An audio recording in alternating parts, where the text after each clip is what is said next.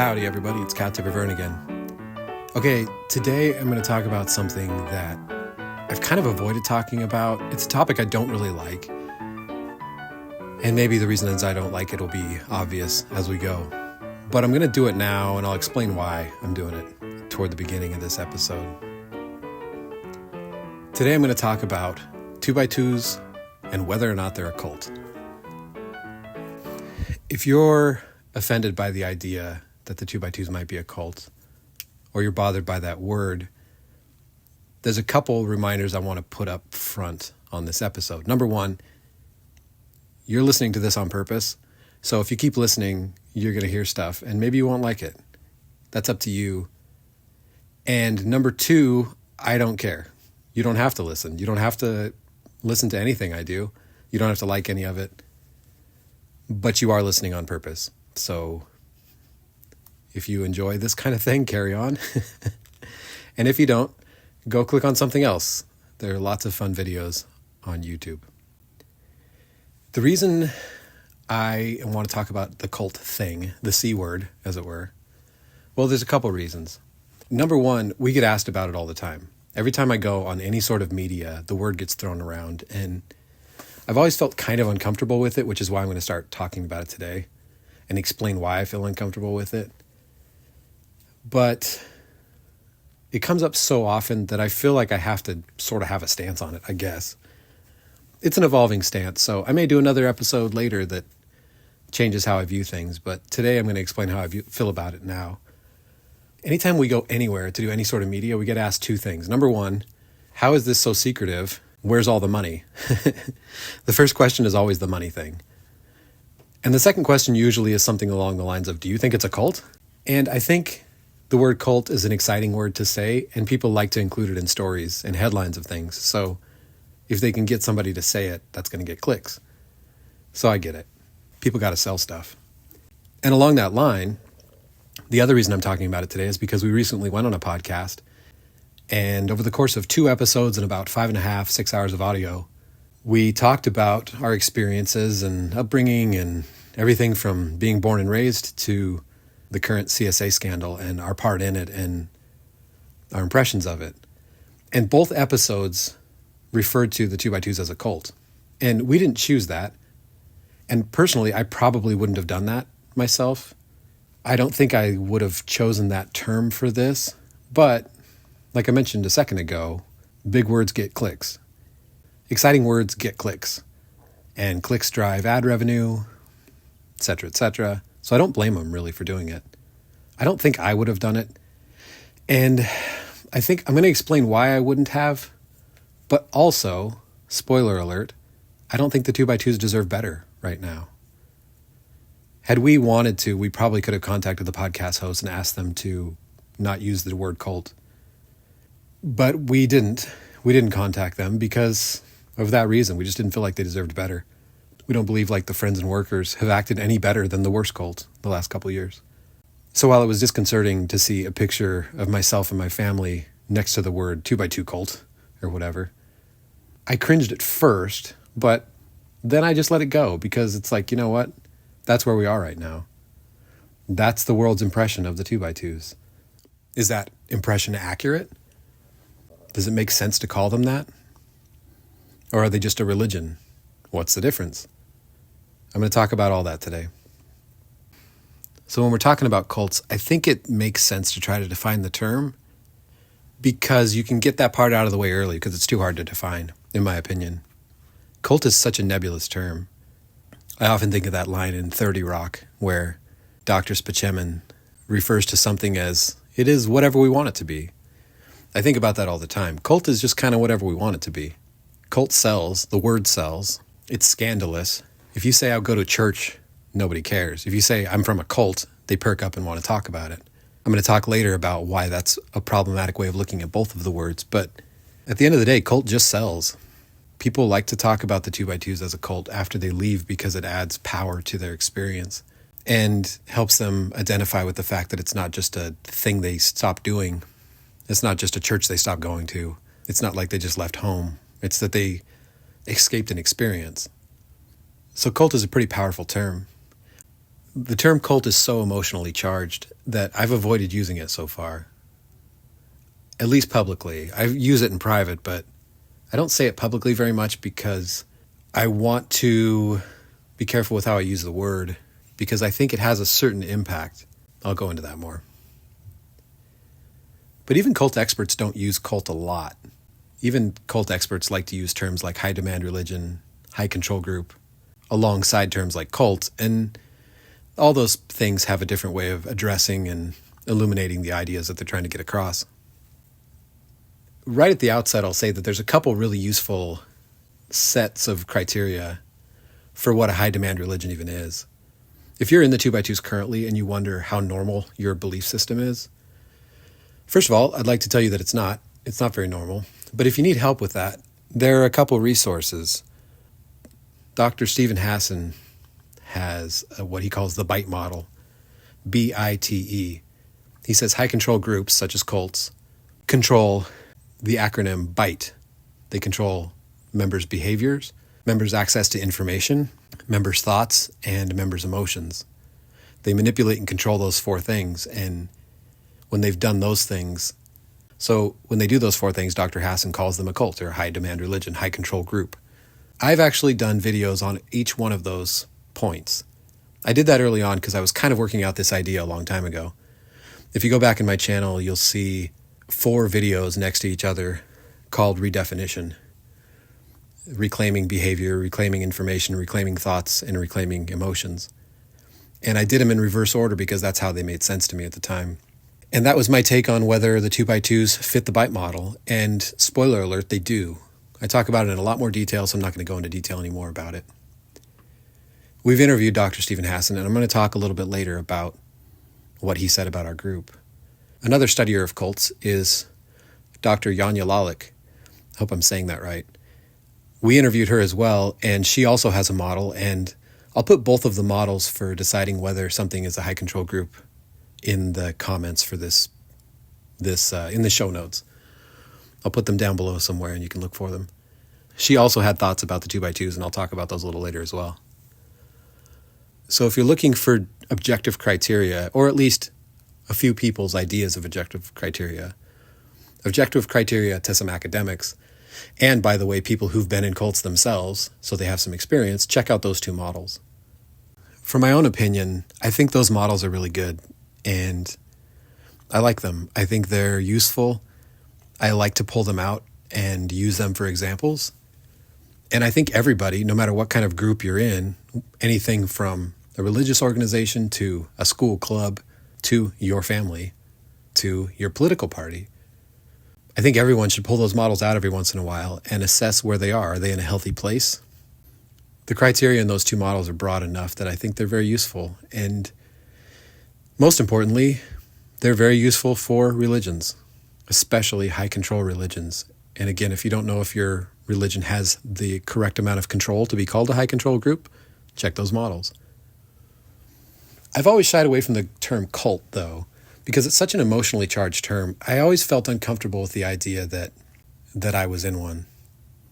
But now maybe I should talk a little bit more about my own feelings about the term cult. I've always felt a little uncomfortable with the word cult, not because I don't think there are cults, and not because I don't think the 2x2s are high control. I think my view of the 2x2s has just changed over time. It's morphed quite a bit. And believe me, the last 2 years watching the CSA cover-ups that have been going on and their lack of ability to handle these situations has definitely informed how I feel about it. When I left meetings, I didn't really want to call it anything. I didn't think of it as a cult. I didn't even think of it as a high control group. I just thought of it as a belief system that I no longer adhered to, that wasn't serving me and wasn't true. But the farther I get away from it, the more I realize how unhealthy of an organization it is. But is it cult unhealthy, or is it just, I don't prefer it, unhealthy? Unhealthy for me, but healthy maybe for other people. I've even read some cult experts say that some cults are healthy enough for people who are in them, and I actually disagree with that a lot. Maybe I'll touch on that later, I'm not sure. But once you add the word cult to something, there's no version of it that you could call healthy anymore, in my opinion. That's why you need to be careful with the terms. So my initial response, if somebody were to ask me, about 2x2s being a cult. Actually, I should say my initial response when people do, because we get asked that quite a bit.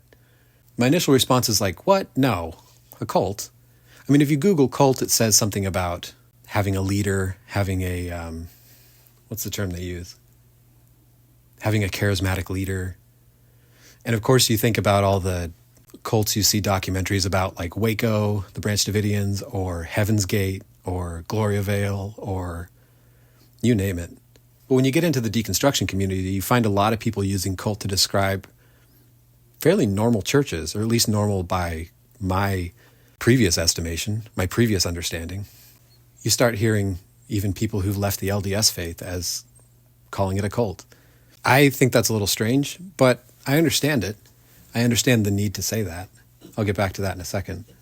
But for myself, I've never thought of the 2x2s as a cult because how could it be? We didn't live on a compound, although we always joke that that would be preferable to being in the world but not of the world and dressing weird and not having TVs.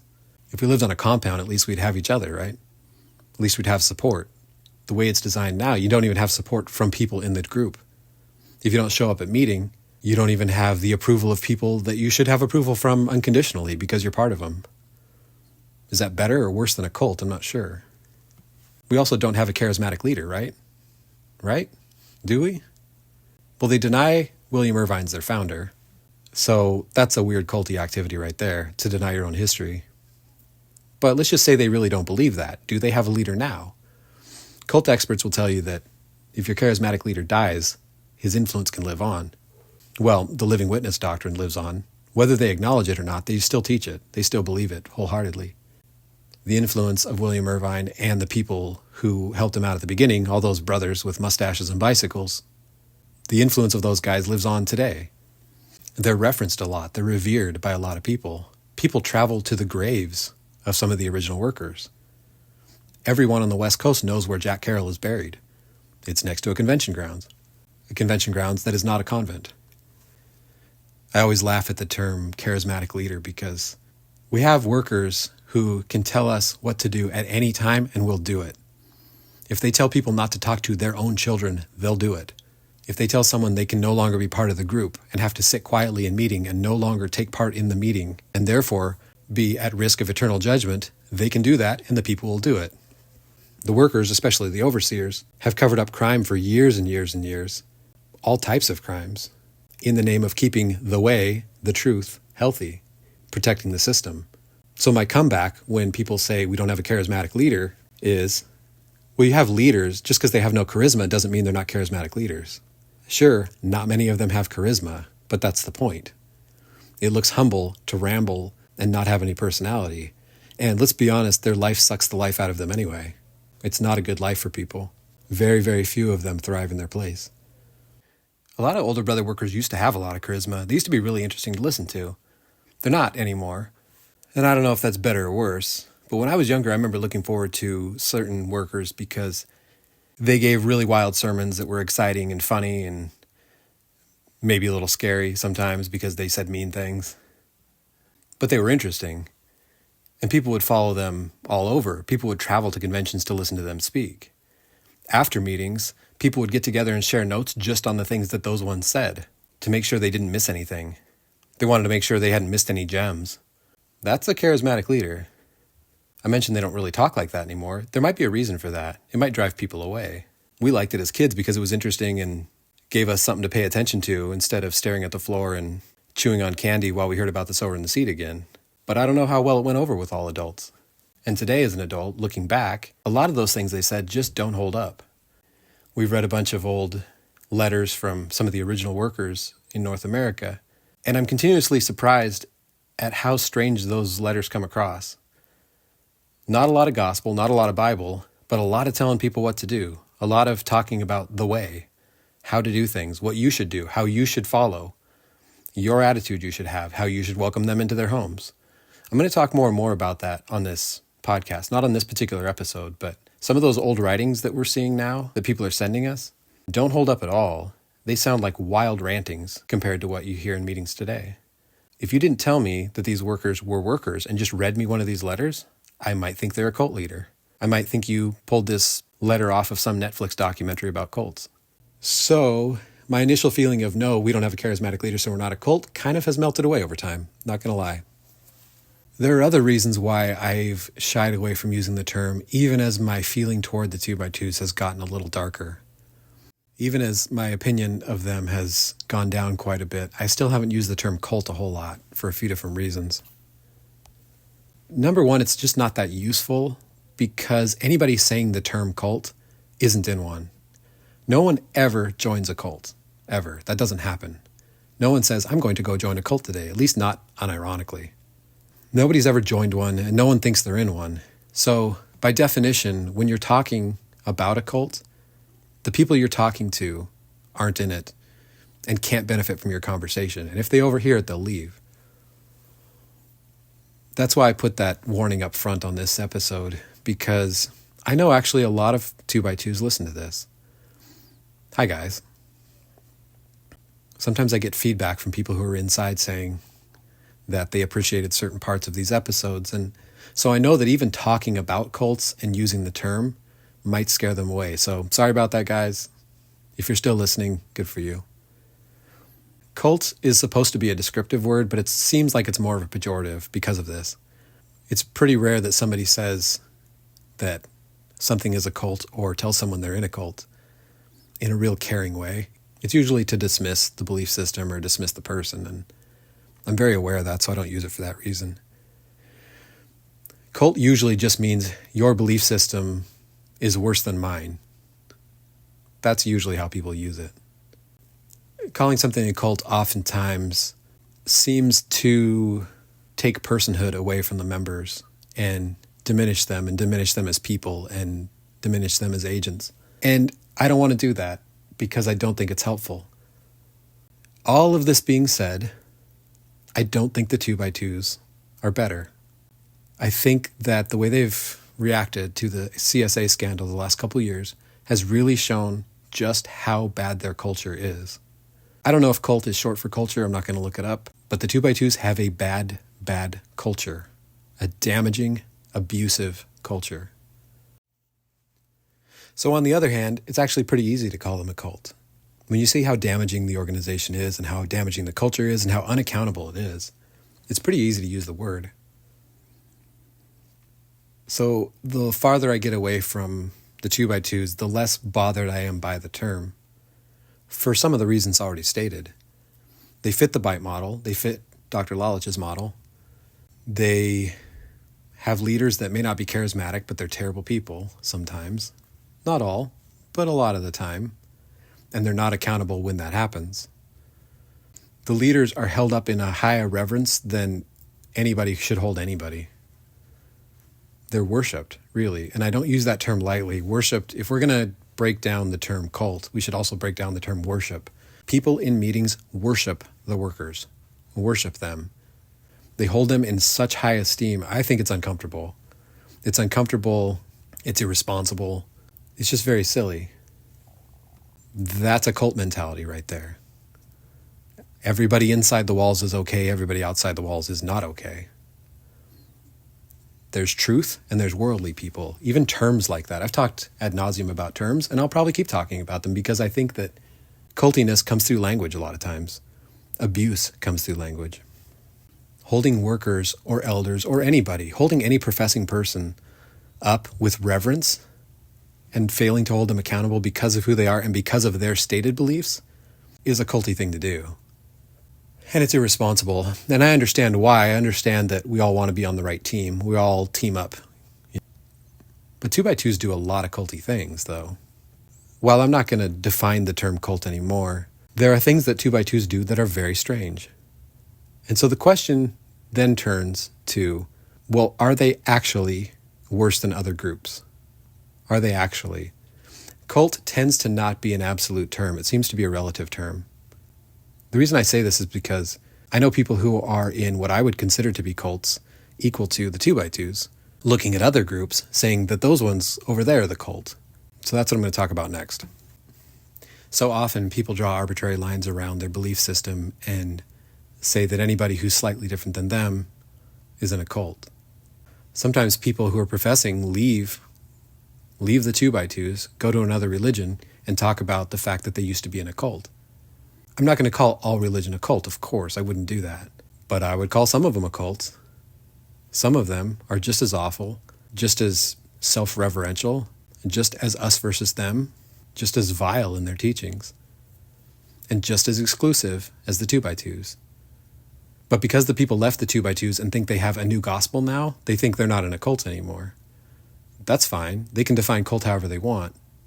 But I think it's useful to see whether or not what you're doing still fits those models. Maybe the new church doesn't make you dress weird. Well, that is one of the cultiest things 2x2s do, for sure. Make their women especially dress strangely. Having workers tell you exactly what to do and how to do it and when, how to raise your kids, though they've never had kids, what education to get, though they don't have an education, how to have a good godly relationship, though they've never had relationships themselves, and telling people how to dress because they're stuck dressing the way they are as well. All those things are silly and culty. And so when people leave the meetings, I think sometimes just a little bit of freedom, just a sliver of sunlight, makes them feel like they've come to a new understanding about life. And maybe they have. But drawing those arbitrary lines is always problematic as well. I didn't realize this while I was in, but once I left the 2x2s, one of the first things I heard was that among Protestant religions, there's an arbitrary line drawn between cult and non-cult Protestant religions in definition of the Trinity. There's this one point of doctrine that churches use to delineate between themselves and everybody else.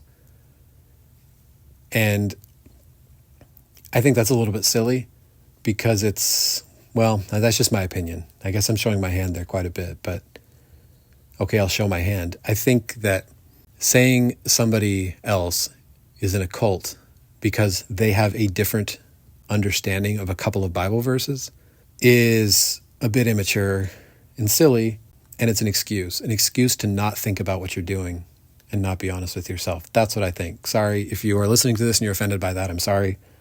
You should have stopped listening at the beginning. Jumping from one church to another, drawing an arbitrary line somewhere and saying the last person's in a cult but you're not anymore doesn't have as much weight as you think it does. It may make you feel better about what you're doing, but to somebody who's not in your new church, it looks ridiculous. And it's very hard to connect with people like that. Extremely difficult. I'm just noting that because it's interesting. I never knew about the Trinity thing before. And I think of all definitions of cult, the one which boils down to understanding of a couple verses is the least useful. The things that make cults bad, the things that make us want to avoid being in them, should never boil down to a couple of verses here or there, or a little bit of interpretation here or there. Because interpretations change based on who's talking and based on the consensus of the room. Everybody in every religion dices up the Bible their own way. What really truly makes cults damaging is how abusive they are. The abuse that they hide. People have to escape cults. And when they do, they're often blacklisted from their own families. I don't think anybody has to escape a church that has one interpretation of a verse to go across the street to the other church. So I don't think that's a useful delineation. That's just my opinion, though. So I'll circle back to this point again about the relative use of the term cult. Is cult better or worse than what you're doing now? How bad is the thing you're doing? Or how bad is the thing those people are doing? Is it worse than what you're doing? Does that make it a cult? Is the person over there who's doing something better and less abusive mean that you're in a cult yourself? I don't know. But I think that is a useful heuristic in some sense. Whether or not cult is appropriate, it's very useful to look at how abusive the group you're in is and how much freedom they allow you. 2x2s are extremely controlling, and I've been over all of this, so I'm not going to go over it again. I'm just going to encourage you to go watch/listen to the bite model episodes that I did earlier. But 2x2 culture uses a lot of language and a lot of manipulation that I think deserves no better than a cult label. Things like being brought out of the world and being in the world but not of the world, super culty. Discouraging their kids from making friends at school, discouraging healthy relationships of any kind, kind of culty. Making your kids dress weird and be abused at school and calling that righteous. Encouraging people, every year encouraging people to put themselves in harm's way, to suffer abuse, even encouraging abuse or turning a blind eye to abuse that's occurring within the group. That's pretty culty. We've seen a lot of that the last 2 years. Caring a lot about hair and dress, but not caring about tendency toward abuse is the cultiest thing imaginable. Demanding forgiveness for offenses. I understand some of that's biblical, but you got to negotiate with the text a little bit on this. 2x2s and every religion, every Christian religion negotiates with the text. I'll die on that hill. And if you're negotiating with the text in a way to allow abuse and demand that the people who are abused forgive their abusers, that's pretty culty. Not holding the abusers accountable, shuffling them around and letting them keep doing it, or saying, oh, they said they're sorry, they repented, they won't do it again. That's pretty abusive, and that's culty. When somebody leaves the organization, how do you treat them? Do you blacklist them? Do you tell everybody in hushed tones that the person you know who left, even family members and close friends, are evil now? They're bad? They're bad people? Their beliefs have changed, so they're not good? You shouldn't associate with them? That's pretty culty. Identifying people close to you in terms of whether or not they're professing is a culty thing to do. When scandals happen in the group and there's no systems in place to protect anybody, that's culty. Protecting every system and not protecting people is culty. There's a lot of organizations that do that in the world. Your religion, your belief system, your community shouldn't do that, in my opinion. I'm no expert, but that seems culty. How do you care about individual people? There's a couple instances that have come up that we sort of chuckle about, but actually it's really sad. Almost everyone has a story about somebody at a convention passing out because of the heat or getting sick and an ambulance having to come. And in a couple of different cases, including one at one of my home conventions, where someone actually passed away. They actually died at convention. The convention meetings didn't stop. They continued on. That is a microcosm. That's culty. It's not okay. I have a quick little test that I do to make this point for me. It's a very simple little test, very simple little heuristic. I thought about this during COVID, and I've talked about my experience with COVID, so I'm not going to talk about that again. You can go back and listen to one of the previous couple of episodes. But the CSA crisis has really magnified this next point. My test for whether something is healthy, whether it's a healthy organization or not, is very simple.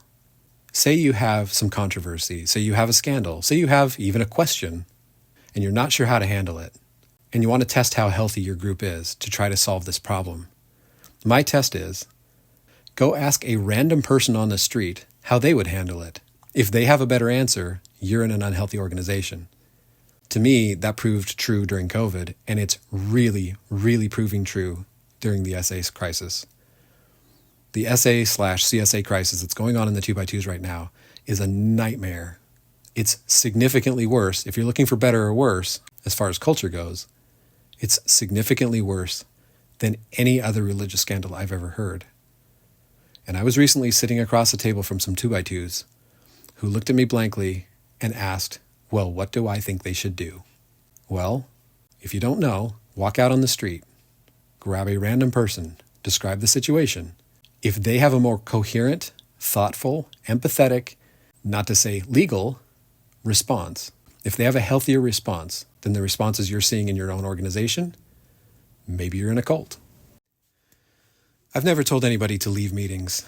When I left meetings, I had the purpose of never telling anyone to leave because I don't think it's my place. I don't like to tamper with people's beliefs. But I tell you what, the last couple of years have really tested that for me. And I am going to adjust that a little bit. I don't want to tell people to leave per se. But if I found out that somebody was interested, I would be honest with them. And if they believed me, they wouldn't go. And if I found out that somebody was going to offer for the work, I would probably try to stop them, or at least to explain to them why I think it's unhealthy. The organization is that unhealthy. I wouldn't do that to something that I didn't think was a cult. So if you want to call it a cult as a way of having some power over this organization you used to be part of, I get it. I don't like using the term cult, but it's hard to find another term for an organization that's been this disheveled and this amoral over the last couple of years as the 2x2s. There's almost no better word for it. And I would never encourage anyone to be part of it. As we've sat down for interviews with a few different people, there are a few different impressions that have stood out to me. The first one was by Stephen Hassan, who I've previously talked about with the bite model. We asked him what he thought, and he's looked into the 2x2s, and there was no question in his mind that it was a high control group. It fit his bite model perfectly. That's a cult. A more recent impression was going on an ex-Mormon podcast. When we described our upbringing, this person who openly calls the Mormons a high control group, and though he doesn't necessarily use the term cult himself, doesn't discourage people from doing it, his comment to us was, "Wow, you had a more restricted upbringing than I had." So those are two opinions. One more expert opinion that really hit me was Dr. Janja Lalich, who was in a cult herself and openly calls it a cult, has no problem with that. Stephen Hassan was as well. He was in the Immunies, I believe. So when he talks about things being high control and culty, he means it, and he believes that about the 2x2s. Dr. Lalich said something that actually made me speechless momentarily. She was in a very high control group that was extremely abusive, in her own words. She talked about how abusive it was, how she felt bad about how she had even treated other people being in it. She felt like she had been abusive to other people and has tried to make amends for it. And when she was summarizing her group, as she was talking about how abusive the group was, how culty they acted, how uncaring they were, she threw in a little sentence at the end that stopped me short. She said, "But at least we didn't do all that stuff to kids." She was referring to the 2x2s. The 2x2s are such a rotten organization that they don't care about children. That's how they're viewed by cult experts. It's pretty hard to get away from the term cult when cult experts, people who are experts in high control groups, are shocked at how controlling your group is. When they can't believe what they're reading, can't believe how secretive it is, can't believe that no one knows where the money goes, can't believe how the structure is self-perpetuating, can't believe that they can make people dress like that. And most importantly, can't believe that they don't protect children. That's dark stuff. That doesn't leave you a lot of room. That doesn't give me much reason not to use the term cult anymore. My own discomfort with the word cult stems mostly from the emotion attached to it. But that might just be because, A, it's hard to say that I was in one. It hurts my pride a little bit. And B, it may just come from the fact that my experiences weren't as bad as others. And I'd rather try to justify it because I know people inside still. I still have friends and family who are inside. But my discomfort with all of that pales in comparison to the dark, dark experiences, the trauma and the abuse suffered by people inside. Even people around me, and I didn't know. And it's not just that those experiences happened, it's that those experiences couldn't be corrected and couldn't be remedied because the system stopped it. The system stopped accountability. The system enabled abuse. It was an abusive system run by abusive people. So anyone leaving that system and pointing to it and saying, that is a cult, I left a cult, I'll never police that language. I totally understand the word, and I'll never hold it against somebody for using it. And maybe I'll feel more comfortable with it as time goes on myself. I think I already am. So while I've always felt weird about calling the 2x2s a cult, and I still do, I think a lot of it has to do with experience. The people who call it that, want to call it that, need to call it that, oftentimes had worse experiences. And I am taking that into account more these days, realizing how much trauma is processed by people as they leave, and looking back in now and realizing and understanding and recognizing how much trauma is being passed on currently, it changes how I feel about it. And I think that I need to take that into consideration. I feel uncomfortable sometimes with strong language, but that's because maybe my experience wasn't as bad as some other people's. We all have trauma coming from it. And I'm going to talk more about that in later episodes, I think, because we're all processing things as we leave. And the people inside aren't processing the things that they're experiencing because they're being told not to, and their inclination is to not do so. It's important to be able to talk about things on terms that help us heal. Some of us just had different experiences. Throughout my deconstruction, I've had to sit back and reassess things and notice things that I just never noticed before. Even simple things like hair and dress that I thought weren't that big of a deal. Seeing women leave and watching the process they go through of changing those things about themselves is a huge deal. It's a huge deal that I didn't realize, that I didn't have as much sympathy for until afterwards, until I left. until I watched my own wife and watched other women leave and process all of that. It's a big deal. Is it better or worse than other groups? Well, I have a story. Long before I ever thought I would deconstruct, back when I was professing and did all the professing things, got to every meeting that I could, packed my family to convention, had workers over, played the whole part, dressed the right way, talked the right way, and everything seemed right in the kingdom. I watched a great documentary by a man named Louis Theroux. Louis Theroux does documentaries where he gets involved with his subjects and talks to them and hangs out with them and earns their trust and learns a lot about them and does a really good job. He did multiple documentaries on a group called the Westboro Baptist Church. Westboro Baptist, if you don't know about them, first of all, you should go watch these documentaries. They're great. They're a few years old now, though, and things have progressed. I'll talk about that. The documentaries showed Louis going and hanging out with this group as they protested things. Westboro Baptist is known for being really hateful, really vile, and extremely loud and self-righteous. They would protest funerals to tell everybody at the funeral that the person who died was going to hell because they weren't part of their church. They would protest LGBTQ things to tell everybody that all those people were going to hell. They're extremely abusive people. They're very insular. Very few people join the group. Not too many people leave the group either, or at least that was the case at the time. They were extremely disconnected from the world. They had really high standards for who could be a part of their group, and their main message was that everyone's going to hell. They didn't even really try to recruit people in, although famously another person who went to make a documentary on them got sucked in and ended up being their lead sign maker for their protests, became part of the church. Their members were fairly isolated, but mostly ideologically. They still went to public schools so they could be an example. They worked normal jobs, some of them, always trying to be an example of what they thought was right. They were extremely exclusivist, extremely. They figured they were the only ones going to heaven. Where have we heard that before? They were verbally abusive to each other, to themselves, to people they would meet in the street. The founder, Fred Phelps, is rumored to have been excommunicated, even though he led the church, because toward the end of his life he said something kind to an LGBTQ person he saw on the street. Rumor has it that he lost his place in the church. And who knows if they think he went to heaven. Who cares, really? They were heavily, heavily patriarchal. His daughter took the helm for a long time, and during these documentaries, his daughter was running things all by herself. She was running the entire church, organizing everything. Not leading services, of course, because that's up for men to do. And eventually she was replaced by several men to do the job that she, the one woman, was doing. That tracks. So Louis Theroux went and did this documentary about them because they're just so crazy. They're so wild. They're mean to people. They're abusive to everybody. They're abusive to each other. This hate-filled group. KJV all the way. Lots of thee and thou and stuff. Always talking about how God's vengeance is going to come get us at any time because we're all sinful. This whole country is sinful. Everyone's sinful, except for them, I think. Even the kids in the group were indoctrinated. They never dated outside, these kids. They said that they chose to. Where have you heard that before? But really, they weren't allowed to. And so when Louis would talk to the kids who were allowed to talk on camera, the kids would all say that this was their choice. They'd made the choice to be here.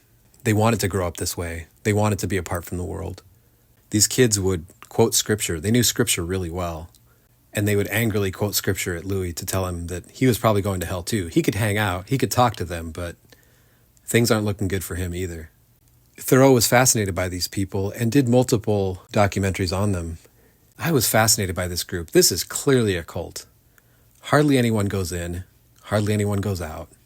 Abusive, top-down structure, charismatic leader, extremely isolationist, extremely, extremely exclusive. No one anywhere would think that this is not a cult. Open and shut case. But then I started listening to a woman named Megan Phelps. Megan Phelps Roper was her married name.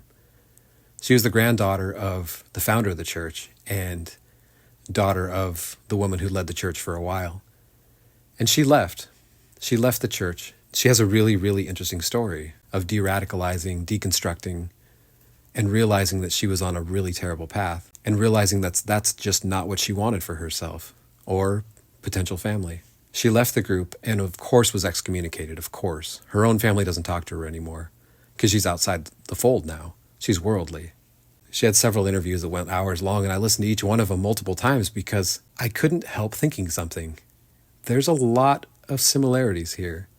It's not entirely similar to the 2x2s. Different spirit, if you want to call it that. Different vibe, for sure.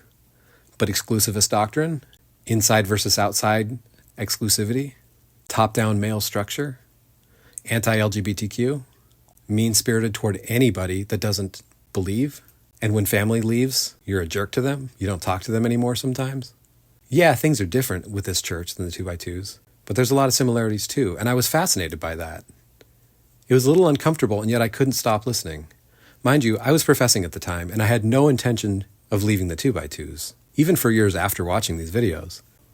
I just thought it was interesting. I have to be honest, I'm not sure where the line is, but I will say, as I watched these videos, there was one unavoidable thought that kept popping into my head, and I still think about it to this day, and I chuckle when I think about it. This group that is 2x2s, but much worse, of course. Of course they're worse. Of course they're a cult, and I wasn't in a cult, right?